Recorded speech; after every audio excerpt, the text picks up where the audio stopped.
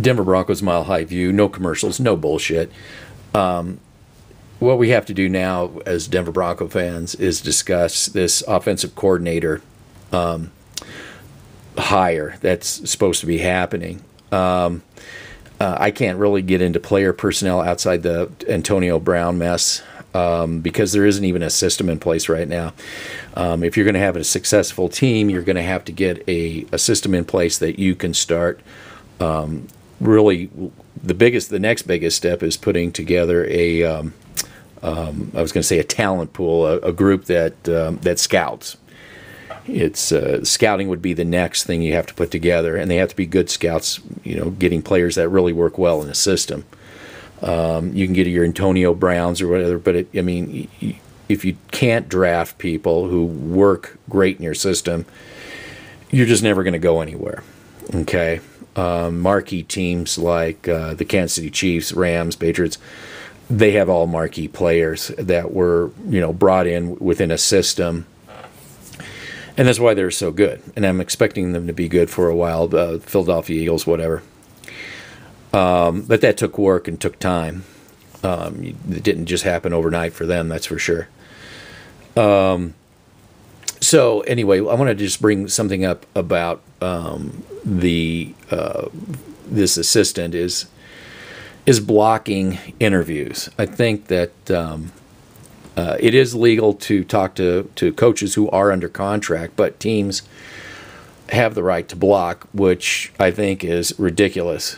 I know when you have a good thing going, you don't want teams coming in. I understand that, but the problem is when teams league-wide need to upgrade coaching staffs or get new coaching staffs, it's not good for the league that teams have to, hope that there just happens to be guys out of contracts, which may necessarily mean they're not even that good to begin with.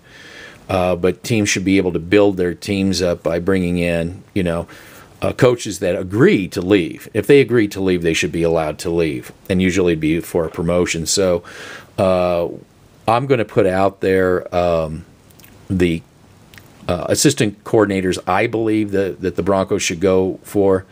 And this is not what your typical sports talk radio is throwing out there. I think that what they throw out there is garbage, or has been garbage from what I've seen. And I'll stack up anything that I put in front of the sports talk radio selections. So anyway, this is what I'm looking at for who the Broncos. Now I hope I don't butcher these names all up. Offensive coordinators, the Broncos should make a serious run for. Tell me what you think. They definitely beat anything I've seen out there so far. And hopefully I don't butcher this up too much. Number one, and the order isn't necessarily 1 through whatever. This is just random. But these are the offensive coordinators I would people that would be up for the offensive coordinator position. Dante Scarnecchia. You're going to love all these names. They're tongue twisters. Anyway, this is the offensive line coach of the New England Patriots. Scarnecchia. Dante Scarnecchia. Okay, now this guy probably is fine just being an offensive line coach, but there's no denying that the Patriots offensive line is hands down the best in the NFL. Like I said, I'm personally awed at that more than I am Brady. I mean, for God's sakes, it's no wonder any quarterback that does successful because, when you got all day in a century to throw the football to receivers who, are great talent scouted to get open, it's a self-fulfilled prophecy. Don't know if the guys would be a good play caller or not, but they'd sure have a hell of an offensive line, that's for sure. Now we go to Dave DeGuglielmo.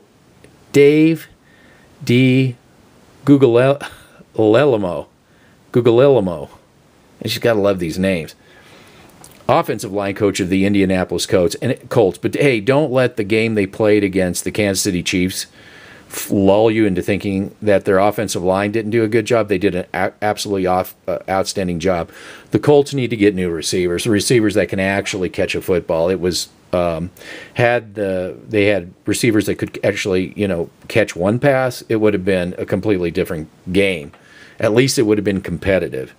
That team really needs to look into. If any team could use Antonio Brown, even at the cost of but I'm sure that Luck could keep Brown in check. I just don't believe we have a quarterback that's established that we could keep Brown in check.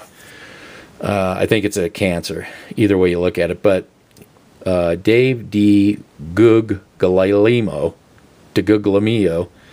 offensive line coach of Indy. Okay, Jedd Fisch, Jedd Fisch, senior offensive assistant in Rams. Okay, this would be an intriguing, in my opinion, one of the more intriguing hires. Jedd Fisch, senior offensive assistant in the Rams. Joe Lombardi, quarterbacks coach of the Saints. Okay, that would be also intriguing to me. Last Press Taylor of the Eagles quarterback coach. So tell me what you think. I would stack any one of these up against what sports talk radio has thrown out there.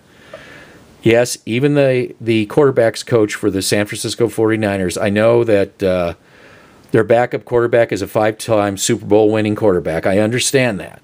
But I just don't have faith that he has the kind of experience yet to prove to me that he's ready to be offensive play caller. Anyway, at least I'm throwing something out there that I think this is the next thing that people need to be discussing. Again, what I'm seeing in sports talk radio, the Mile High Report, I just don't see anything there that is even remotely appealing. NFL, it's time to step out of the box, get bold, get on the phone, and start putting pressure on some of these teams and see if you can get some of these higher quality possible candidates. That's my opinion.